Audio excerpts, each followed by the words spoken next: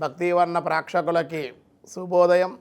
14/4/2024 నుండి 20/4/2024 శనివారం వరకు ద్వాదశ రాశుల ఫలితాలు.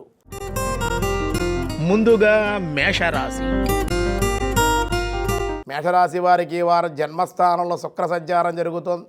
దాని ప్రభావం వల్ల అనుకూలంగానే ఉంటుంది. అన్ని రంగాల వారు రాణించే అవకాశాలు, సృజనాత్మకమైన ఆలోచనలు చేస్తారు ఈ వారం.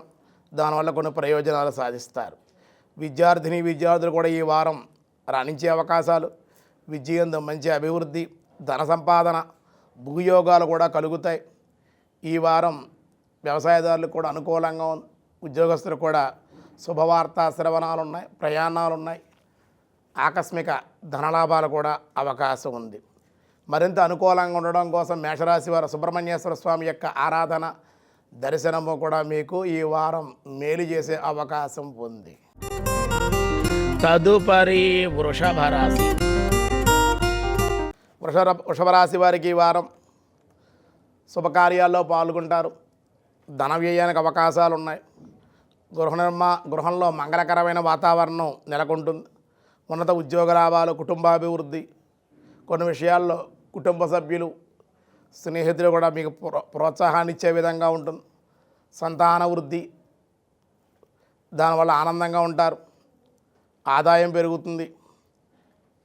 అనేక రకాల సవాళ్ళు కూడా మీరు ఎదుర్కొని ముందుకు వెళ్ళే అవకాశాలు ఈ వారం ఉన్నాయి. నూతనమైన వ్యాపారాలకు కూడా సరైన సమయంగా చెప్పబడుతోంది. అంతేకాకుండా బంధుమిత్ర సంగమం ఉంది. శుభకార్య నిర్వహణ ఉండే అవకాశాలు ఉన్నాయి. ఉద్యోగస్తులు కూడా ఈ వారం అనుకూలంగానే ఉంది. మరింత అనుకూలంగా ఉండడం కోసం ఈ వృషభ రాశి వారు వెంకటేశ్వర ఆలయ దర్శనం, గోవిందనామ స్మరణ, శివాలయ దర్శనం వల్ల కూడా ఈ వారం మీకు మేలు జరిగే అవకాశం ఉంది. తదుపరి మిథున రాశి. మిథున రాశి వారికి ఈ వారం సంతృప్తికరంగానే ఉంటుంది. ఆదాయం వృద్ధి, శారీరకంగా చిన్న చిన్న రుగ్మతలు ఉన్నప్పటికీ కూడా అవి లక్ష్య పెట్టకుండా ముందుకు వెళ్తారు. పరిచయాలు ఉంటాయి, సంపాదన పెరుగుతుంది. అనేక మార్గాలు మీకు అనుకూలంగా ఉన్నాయి. కీర్తి కూడా విస్తరిస్తుంది. అలాగే స్నేహితుల వల్ల లబ్ధిని పొందుతారు. మరిన్ని ప్రయత్నాలు ఎన్నో సాధించి ఈ వారం విజయాన్ని సాధిస్తారు. లాభస్థానాల్లో గ్రహ సంచారం వల్ల విజయం కలిగే అవకాశాలు ఉన్నాయి. అక్కడక్కడ బంధు వ్యతిరేకత, చుట్టుపక్కల వాళ్ళ సమస్యలు, మీరంటే చూసి వార్తలేనటువంటి వాళ్ళ ఇబ్బందులు ఉన్నాయి. కొంచెం జాగ్రత్తగా మసులుకోవాలి. ఉద్యోగస్తులకు బదిలీలు, పదోన్నతికి కూడా ఈ వారం అవకాశాలు ఉన్నాయి. మరింత అనుకూలంగా ఉండడం కోసం మిథున రాశి వారు విష్ణు సహస్రనామ పారాయణ, విష్ణాలయ దర్శనం కూడా ఈ వారం మీకు చాలా అత్యంత అనుకూలమైన ఫలితాన్ని ఇచ్చే అవకాశం ఉంది. తదుపరి కర్కాటక రాశి. కర్కాటక రాశి వారికి ఈ వారం ఆనందంగా ఉంటారు, ఆధ్యాత్మికంగా ఉంటారు. విహారయాత్రలు, తీర్థయాత్రలు చేసే అవకాశం, కుటుంబ జీవనం సాఫీగా సాగుతుంది. ఈ వారం అంతా కూడా అధికారుల వల్ల లాభాలు ఉన్నాయి. ధనాదాయం పెరిగే అవకాశాలు, జీవిత భాగస్వామితో సంబంధ బాంధవ్య మధుర స్మృతులు ఎన్నో నెమరవేసుకునే అవకాశాలు, కుటుంబంలో సానుకూలత, సామాజిక స్థితి కూడా మెరుగుపడే అవకాశం. ఉద్యోగస్తులకు కూడా చాలా బాగుంది. నిరుద్యోగులకి ఉద్యోగ అవకాశాలు, శుభవార్తలు వినే అవకాశం. విద్యార్థులకి అనుకూలంగా ఉంటుంది. వ్యవసాయదారులకు బాగుంది. వృత్తి ఉద్యోగుల విషయంలో వాళ్ళకు కూడా ఈ వారం సానుకూలంగానే ఉంది. పెద్దగా ఇబ్బందిగా లేదు కాబట్టి ఇష్టదేవత స్మరణ, ఇష్టదేవత ఆరాధన చేసుకుంటే సరిపోతుంది. తదుపరి సింహరాశి. సింహరాశి వారికి ఈ వారం స్వల్పంగా నిందారోపణలు, చేయని తప్పుకి బాధ్యత వహించవలసి రావడం. అయితే కొత్త అవకాశాలు ఉన్నాయి. ఆర్థిక పరంగా కొంచెం పుంజుకునే అవకాశం ఉంది. ఖర్చులు తగ్గించుకుంటే మట్టికి ధనాదాయం మీకు ఇంకా సమృద్ధిగా ఉండే అవకాశం ఉంది. ద్వితీయార్థం బాగుంది, లాభసాటిగా ఉంది, శుభలాభాలు ఉన్నాయి. ఉన్నతమైన వృత్తి ఉద్యోగాల్లో కూడా అనుకూలం. విద్యార్థులు కూడా బాగుంది. ఉద్యోగ ప్రమోషన్తో కూడుకున్న అవకాశాలు చేజిక్కించుకునే అవకాశాలు ఉన్నాయి. వృత్తి వ్యాపారాలు కూడా అనుకూలంగానే ఉంది. మరింత అనుకూలంగా ఉండడం మంగళవారం హనుమత్ దర్శనం, హనుమత్ దేవాలయ ప్రదక్షిణం, హనుమన్ నామస్మరణ, రామతారక మంత్రజపం కూడా చేయండి. అన్ని విధాలుగా మీకు ఈ వారం అనుకూలంగా ఉంటుంది. తదుపరి కన్యారాశి. కన్యారాశి వారికి మీరు శత్రువుల సంఖ్య పెంచుకునేటువంటి ప్రయత్నాలు చేస్తారు. శత్రువులను తగ్గించుకోవాలి. ఎవరి విషయాల్లో కూడా కలగ చేసుకోకుండా ఉంటేనే ఈ వారం అనుకూలంగా ఉంటుంది. మీ మనస్సు శరీరం కూడా ఆరోగ్యంగానే ఉండే అవకాశాలు ఉన్నాయి. ఆలోచనలు తగ్గుతాయి. కానీ తెలియని భయం కొంచెం వెంబడించేటువంటి అవకాశాలు ఉన్నాయి. జీవిత భాగస్వామితో వాద ప్రతివాదనలు దిగకుండా ఉంటే మంచిది. కొన్ని వ్యవహారాల ప్రతిబద్ధకంగా కూడా ఉండే అవకాశాలు, అనవసరపు ఖర్చులు, ప్రయాణాలు రావాల్సి రావడం, పిల్లల విషయంలో కూడా అసంతృప్తి, అనారోగ్య సమస్యలు ఇబ్బంది పెట్టడం, కుటుంబంలో బంధువులు రాక ఉండే అవకాశాలు ఉన్నాయి. ఉద్యోగస్తులు కూడా మిశ్రమంగా ఉంది. వ్యాపారస్తులు కూడా ఈ వారం మిశ్రమమైన లాభాలతోటే ఈ వారం ముగిసే అవకాశం ఉంది. స్నేహితుల కలయిక కొంచెం వారాంతంలో కొంచెం సహకారం మీకు మేలు చేసే అవకాశం. మరింత అనుకూలంగా ఉండడం సూర్య ఆరాధన, సూర్య నమస్కారాలు, కురుచరిత్ర పారాయణ చేయండి. అన్ని విధాలుగా అనుకూలం. తదుపరి తులారాశి. తులారాశి వారికి కొన్ని విషయాల్లో అసంతృప్తిగా ఉంటారు. ఈ వారం అధికారంతో కూడిన ఉద్యోగం, గుర్తింపు పొందే అవకాశం, ప్రతిఫలం సాధించే అవకాశాలు కొన్ని విషయాల్లో, కోర్టు కేసుల్లో కూడా అనుకూలం. ఆరోగ్యం మెరుగుపడుతుంది. ఉద్యోగస్తులకి అలాగే ఉద్యోగస్తులకి కూడా వృత్తి వ్యాపారాలకి వృత్తి నైపుణ్యం పెంపొందించుకునే అవకాశాలు, చేసే కృషి ప్రయత్నం కూడా అనుకూలంగా ఉంటుంది. స్వల్పంగా అజీర్ణము, రక్త ప్రసార స్వల్ప లోపం ఉంటుంది. దానివల్ల అనారోగ్య సమస్యలకు తలెత్తే అవకాశం ఉంది. కాబట్టి ఈ వారం ఆరోగ్యం భాస్కరాదిత్య సూర్య నమస్కారాలు, అరుణపారాయణ చేయించండి. సూర్యుడికి శాంతి చేసుకొని గోధుమల దానాన్ని ఈ వారం చేయండి. అన్ని విధాలుగా మీకు అనుకూలంగా ఉంటుంది. తదుపరి వృశ్చిక రాశి. వృశ్చిక రాశి వారికి ఈ వారం అన్ని విధాలుగా అనుకూలంగా ఉంది.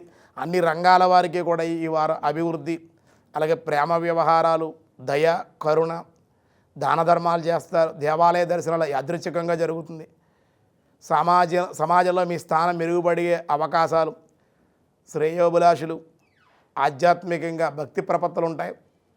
ఉపకార గుణం కలిగి ఉంటారు. బంధుమిత్రుల సహకారం, అనుకోని బంధువుల రాక మీకు ఆనందాన్ని ఇచ్చే అవకాశం. వృత్తి వ్యాపారాల మానసిక ఒత్తిడి కొంచెం రావాల్సి ఉంటుంది ఈ వారం. చదువుల్లో విద్యార్థి పురోగతి కూడా కనిపించే అవకాశం ఉంది. మరింత అనుకూలంగా ఉండడం కోసం రుద్రపారాయణ, సోమవారం రుద్రాభిషేకం చేయండి. విద్యార్థినులు దత్తాత్రేయ దర్శనం, దత్తపారాయణ చేయడం వల్ల అన్ని విధాలుగా మీకు అనుకూలం. తదుపరి ధనస్సు రాశి. ధనురాశి వారికి ఈ వారం ప్రతి విషయంలో యుక్తి ప్రయత్నాలతో మెలిగితే మీకు సానుకూల పరిస్థితులు ఉంటాయి. లేకపోతే వ్యాపార భాగస్వామి ద్వారా నమ్మక ద్రోహాలు జరిగే అవకాశం ఈ వారంలో ఉంది.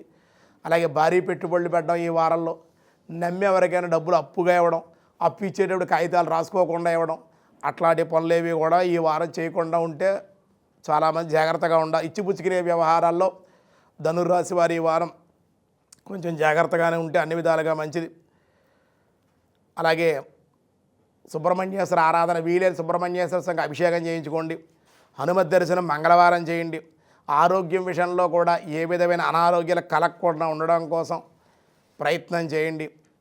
ఆదాయం ఉన్నప్పటికీ కూడా మానసిక అశాంతి, ఇబ్బంది ఉండే అవకాశాలు కొంచెం కనిపిస్తోంది. కలత్ర అనారోగ్యం కానీ, కుటుంబ సభ్యుల అనారోగ్యం కానీ కొంచెం మానసిక అశాంతికి గురి చేసే అవకాశం ఉంది. నవగ్రహ స్తోత్రపారాయణ, నవగ్రహాల చుట్టూ ప్రదక్షిణం చేయండి. అన్ని విధాలుగా మీకు ఈ వారం అనుకూలంగా ఉంటుంది. తదుపరి మకర రాశి. మకర రాశి వారికి విద్యార్థులకి ఈ వారం ప్రగతిశీలతో ప్రయాణం చేసే అవకాశం, మీ ప్రతిభా పాఠవాలు పైకొచ్చే అవకాశం, ఉన్నతమైనటువంటి విద్యా అభ్యాసం, ఉన్నతమైనటువంటి మార్కులతో పాస్ అయ్యే అవకాశం, పారిశ్రామికవేత్తలకు లాభాలు ఉన్నాయి, సంపదలు పెరుగుతాయి, మెరుగైనటువంటి పనితీరు ఉద్యోగస్తులు కూడా ఈ వారం ప్రదర్శించి పై అధికారుల యొక్క మెప్పును పొందే అవకాశం, వ్యవసాయదారులు వృత్తి వ్యాపారాల్లో కూడా ఈ వారం అనుకూల. సంతాన విషయంలో సంతోష వార్తలు, పరీక్షల్లో విజయం పొందడం మీకు ఆనందం, గృహ సౌఖ్యం ప్రాధాన్యత ఉంది, ప్రయాణాలు ఉన్నాయి. ఈ వారం అంతా కూడా గజిబిజిగా హడావిడిగా ఖాళీ లేకుండానే ఈ వారం ఆనందంగానే ముగిసే అవకాశం ఉంది. పెద్దగా దోషాలు లేవు కాబట్టి గృహదేవత ఆరాధన ఇష్టదేవత స్మరణ చేసుకుంటే ఈ వారం సరిపోతుంది. తదుపరి కుంభరాశి. కుంభరాశి వారికి ఆదాయ మార్గాలు పెరుగుతాయి, దాంతోపాటు వ్యయం కూడా ఖర్చు అయ్యే అవకాశాలు ఉన్నాయి కాబట్టి పొదుపుని పాటించినట్లయితే ఈ వారం చాలా సానుకూలంగా ఉంది. కొంతమంది సభ్యులతోటి సంబంధాల వల్ల కొన్ని ప్రయోజనాలు కొన్ని అవకాశాలు కూడా వచ్చే అవకాశం ఉంది. అలాగే కొంతమంది మీ మీద నిఘా కూడా ఉంచుతారు. ఎవరిని కూడా ఈ వారం మీరు నమ్మకూడదు, డెఫినెట్లీగానే మీరు ప్రవర్తించాలి. కుటుంబ సభ్యుల వల్ల కొన్ని ఖర్చులు కూడా పెరిగే అవకాశం, అనుకోకుండా కుటుంబంలో కొన్ని శుభకార్యాలు కొంత వ్యయంతో ఆ కార్యాలు ఖర్చుతో రావాల్సి రావడం ఉండే ధైర్యము ప్రణాళికలతో మంచి ప్రణాళికలతో ముందుకు వెళ్ళడం మీకు ఈ వారం మంచిది. భయాన్ని విడిచిపెట్టండి. అలాగే గృహ వాతావరణం చాలా సానుకూలంగా ఉంది. బంధువులు రాక వారాంతంలో మీకు ఆనందాన్ని ఇచ్చే అవకాశం ఉంది. మరింత అనుకూలంగా ఉండడం కోసం గురువారం శనగలు దానంగా ఇవ్వడం, గురుచరిత్ర పారాయణ, గురువుల యొక్క ఆశీస్సులు, తల్లిదండ్రుల యొక్క ఆశీస్సులు పొందండి. అన్ని విధాలుగా మీకు మేలు జరిగే అవకాశం ఉంది. తదుపరి మీనరాశి. మీనరాశి వారికి ఈ వారం జన్మరాశిలో రవి గురుల యొక్క సంచారం తెలియని అహంకారం, గర్వం, కోపం పెరిగే అవకాశం, ఆకస్మికంగా విరోధాలు తెచ్చుకుంటారు. 4 అదుపులో ఉంచుకోవాలి, లేకపోతే చికాకులు, మాట పడే అవకాశాలు, అవమానకరమైన సంఘటనలు, కొంతమంది మీద ఉద్రిక్త వాతావరణం కూడా నెలకొనే అవకాశం.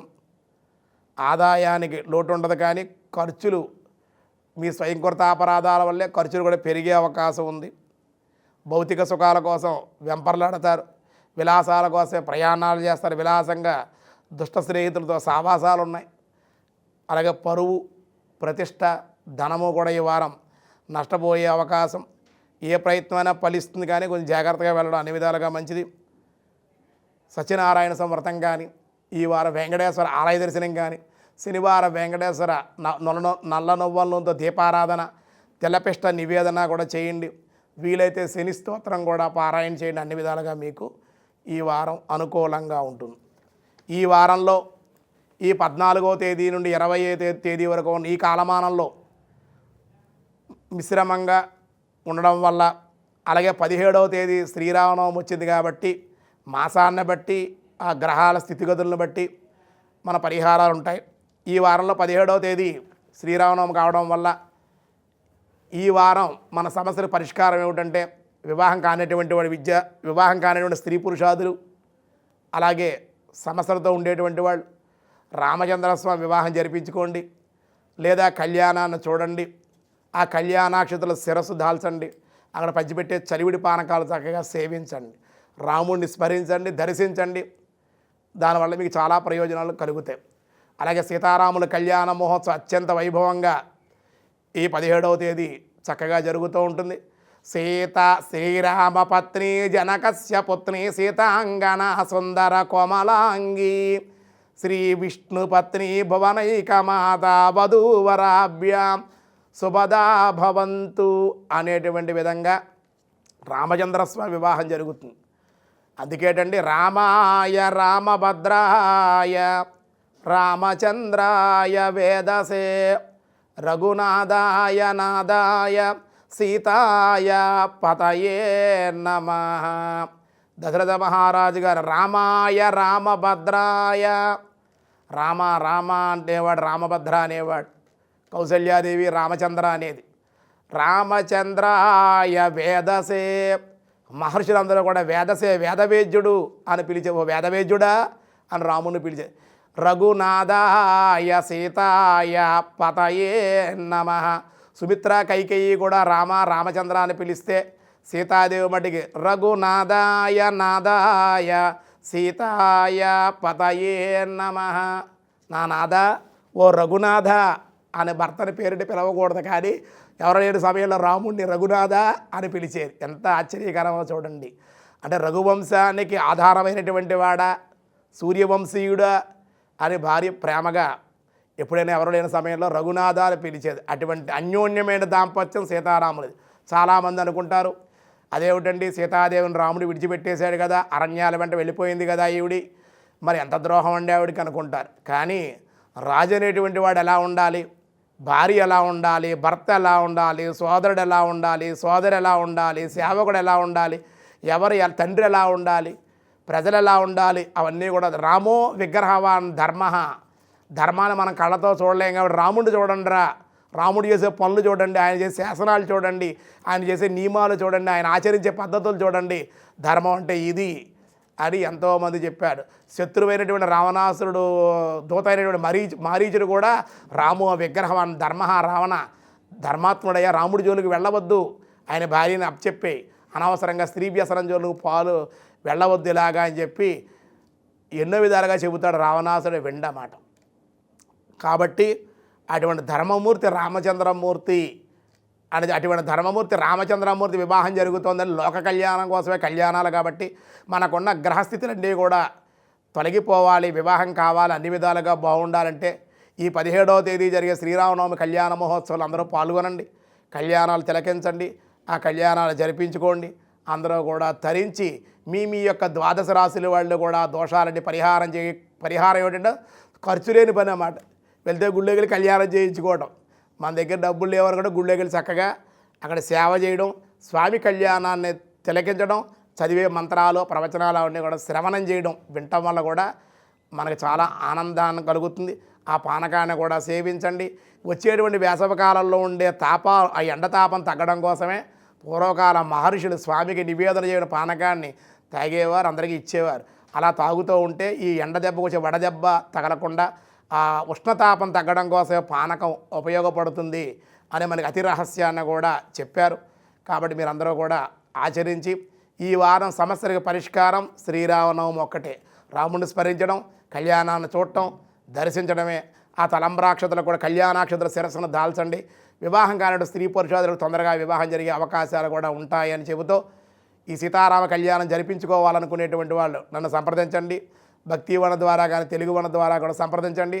నా ఫోన్ నెంబర్ 9515575335. సర్వే జనా సుఖినో భవంతు, సమస్త సన్మంగళాని సంతు, లోకా సమస్త సుఖినో భవంతు.